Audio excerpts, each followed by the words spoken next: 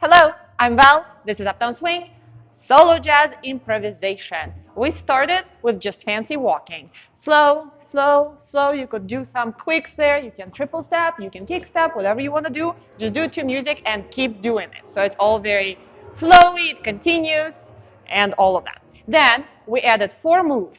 We did a 1, 2, 3, 4, 5, 6, 7, 8. 1, 2, 3, 4, 5, 6, 7, 8. Box step. Then we did Alleluias. 3, 4, 5, 6, 7. 1, 2, 3, 4, 5, 6, 7. Then we did a boogie drop, a boogie drop, a 1, 2, 3, 4, 5, 6, 7, 8. And then we did swivels.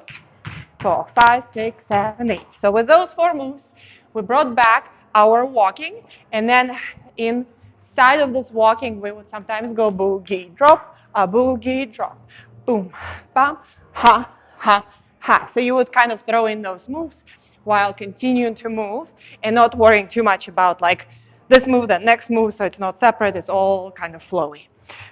We played around with that a lot. You had a lot of reflections, a lot of opinions, and it was great. Bye.